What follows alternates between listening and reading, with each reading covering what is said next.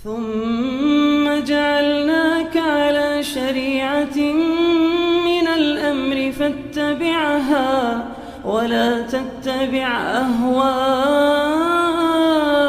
الذين لا يعلمون. Siapa saja orang-orang yang diberi udzur tidak melaksanakan puasa Ramadan. Yang pertama adalah al-marid, orang yang sakit. Ya, orang yang sakit itu diberi udzur, diberi rukhsah oleh Allah untuk tidak melaksanakan puasa di bulan Ramadan. Tetapi ikhwatal iman, para ulama menjelaskan bahwa lil maridhi thalathu halat. Orang sakit itu ada beberapa keadaan, ada 3 keadaan. Yang pertama, orang sakit yang yasir, yang sedikit ya, seperti sakit gatal, sakit panu, sakit apa lagi, sakit flu ringan, la yata'atsar bis-shaum, tidak ada kaitannya dengan puasa, maka ini tetap wajib puasa dia, nggak boleh dia berbuka. Yang nomor 2, dia berat berpuasa, dan kalau dia puasa semakin lama kesembuhannya, tapi kalaupun dia puasa maka tidak terlalu membahayakannya. Cuman itu tadi, ya, dia berat dan semakin lama sembuhnya. Maka yang nomor 2 ini dianjurkan untuk dia berbuka dan tidak puasa. Ya, dan tidak dianjurkan untuk berpuasa. Adapun nomor 3 adalah orang yang sakit keras dan kalau dia puasa bisa menyebabkan kematiannya, misalnya, maka ini hukumnya haram berpuasa. Nah, gitu ya. Ya, yang nomor 2, di antara orang yang mendapatkan udzur, di antara orang yang mendapatkan udzur untuk tidak berpuasa adalah al-musafir, orang yang bersafar atau orang yang bepergian jauh. Musafir ini keadaannya ada 3. Jika dia itu merasa berat dari berpuasa, maka dalam hal ini ya sudah, harus lebih baik dia batalkan dan dia tidak puasa. Itu kalau merasa berat. Yang nomor 2, musafir tapi dia merasa ringan, bisa melakukan, dia enjoy, maka lebih baik dia puasa. Yang nomor 3, seorang musafir yang dia kalau puasa itu sangat berat sekali, dan bahkan kalau dipaksakan puasa akan memadaratkan dirinya, maka yang nomor 3 ini haram dia berpuasa. Haram berpuasa. Kalau sampai dia pingsan-pingsan di tengah jalan, tetap nggak mau buka misalnya, tetap terus puasa, atau dia sakit sampai dia kelaparan menjerit-jerit, nah itu nggak boleh. Ya, kalau sudah musafir kondisinya seperti itu, haram dirinya berpuasa. Itu ya. Selanjutnya ikhwatal iman, kapan seorang musafir itu rukhsahnya hilang, sudah nggak boleh buka lagi, harus puasa. Kapan itu? Ya, inqita rukhsah. Selesainya rukhsah itu kapan? Yang pertama, idza nawa al-iqamah mutlaqan. Kalau dia sudah niat bermukim di suatu tempat. Kalau sudah niat bermukim di suatu tempat, maka dia harus puasa. Nomor 2, idza ada ila baladihi. Kalau dia sudah kembali pulang ke negerinya, ke kampungnya, maka wajib dia berpuasa, enggak boleh dia tetap tidak puasa ya, enggak boleh. Harus dia berpuasa. Itu ya. Sekarang yang nomor 3. Orang tua laki-laki dan orang tua perempuan. Dan orang sakit yang sulit sembuhnya meskipun dirinya masih muda. Itu ya, itu nomor 3.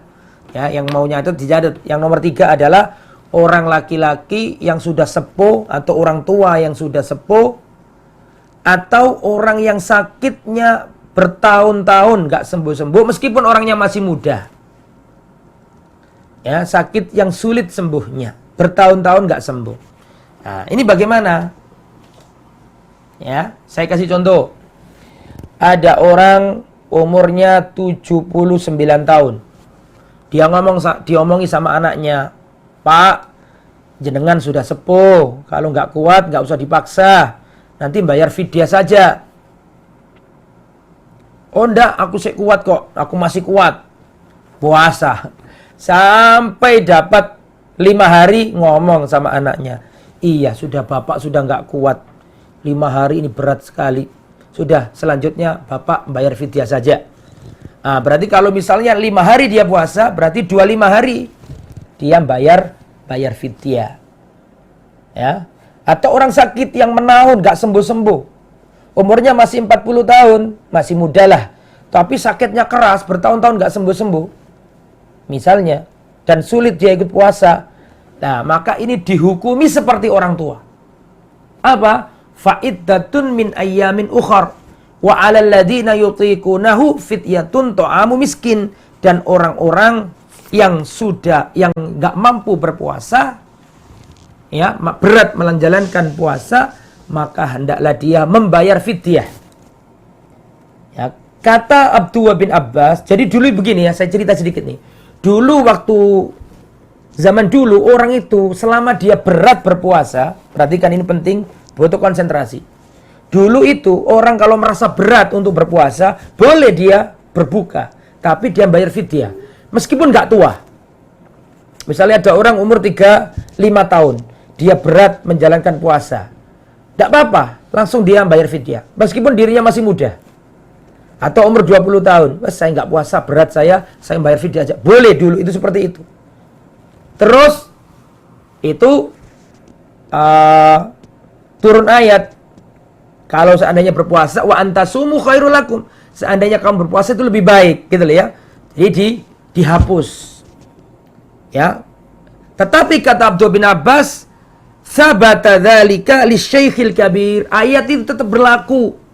Ayat kalau merasa berat, maka boleh nggak puasa tapi membayar fidyah. Tetap berlaku, kata Abdullah bin Abbas. Tapi untuk orang-orang tertentu. Siapa saja orang tertentu itu? Lisyaikhil kabir, untuk orang yang sudah tua. Ya, untuk orang yang sudah sepuh.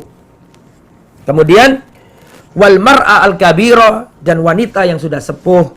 La yastati'ani an yasuma, dua-duanya sudah nggak sanggup puasa, maka bayar fidyah. Gitu loh ya. Maka membayar fidyah. Fidyah itu apa sih? Ngasih makan orang fakir miskin. Nah, itu ya. Jadi kalau punya bapak, punya mbah sudah sepuh, baik Mbak Kong apa Mbak Putri, Mbak Kakong apa Mbak Putri, ya, kemudian sudah nggak mampu berpuasa, nggak apa-apa, cukup bayar fidyah saja. Cukup bayar fidyah. Begitu juga dengan orang sakit tadi itu, orang sakit yang menahun, sakitnya nggak sembuh-sembuh. Meskipun orangnya masih muda, dihukumi dia itu seperti orang tua, maka dia tidak membayar, tidak membayar puasa, tapi membayar fidyah. Tidak mengganti puasa, tapi membayar fidyah. Begitu ya. Sekarang yang nomor 4. Orang yang mendapatkan udzur yang nomor 4 adalah al-hamil wal murdhi. Wanita yang hamil dan wanita yang menyusui. Idza khafat al-hamil alal janin, jika wanita yang hamil itu khawatir terhadap gizi atau terhadap bayi yang ada di kandungannya, khawatir kurang asupan gizi. Au khafat al-murdhi ala radhi'iha qillatal laban, atau wanita yang menyusui khawatir ya anaknya kekurangan ASI, ya, fala khilafa fi annahu yajuzu lahuma al-fitr. Tidak ada perbedaan di antara para ulama bahwa wanita hamil dan wanita menyusui itu diberi udzur boleh tidak puasa kalau takut. Kalau takut anaknya kurang gizi dan seterusnya, anaknya kurang asupan gizi, sepakat para ulama diberi rukhsah boleh tidak puasa. Sekarang yang nomor 5. Yang tidak puasa, yang diberi udzur, yaitu wanita yang haid dan wanita yang nifas. Wanita yang haid dan yang nifas ini diberi udzur tidak berpuasa. Sepakat para ulama ini, dan konsekuensinya sepakat. Apa itu? Qadha, tanpa bayar apa? Fidyah. Jadi wanita haid dan wanita yang nifas itu para ulama sepakat dia nggak puasa, bahkan nggak boleh berpuasa, dan konsekuensinya harus ganti di hari lain dan tidak membayar fidyah.